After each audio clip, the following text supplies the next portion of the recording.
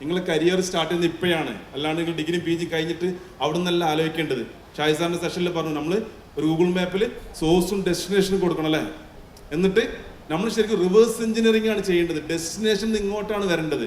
പല ആളും ചെയ്യുന്നത് എന്താണ്, നമ്മൾ ഇവിടുന്ന് അങ്ങോട്ടാണ് പോകുന്നത് അല്ലേ. 10ാം ക്ലാസ് കഴിഞ്ഞ് ഓക്കെ ഇനി അടുത്തത് എന്താണ്, +2 സയൻസോ കൊമേഴ്സോ. നല്ല മാർക്കുള്ളവന് സയൻസിലേക്ക് പോകും, കുറവ് മാർക്കുള്ളവന് ഹ്യൂമാനിറ്റീസിലേക്ക് പോകും, കൊമേഴ്സിലേക്ക് പോകും.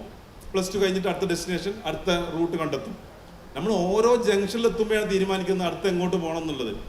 അതിന് പകരം നമ്മൾ 10th കഴിയുമ്പോൾ തന്നെ നമ്മളുടെ കംപ്ലീറ്റ് റൂട്ട് മാപ്പ് പ്ലാൻ ചെയ്യണം.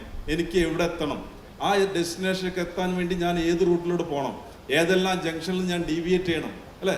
ഈ കാര്യങ്ങൾ നമ്മൾ പ്രീ പ്ലാൻഡ് ആവണം. എന്നാൽ മാത്രം നമ്മൾ ഉദ്ദേശിച്ച ആ ഒരു ഡെസ്റ്റിനേഷനിലേക്ക് എത്താൻ പറ്റുള്ളൂ. Okay, so your future is not decided by your college, it is decided by what you can do when opportunities comes.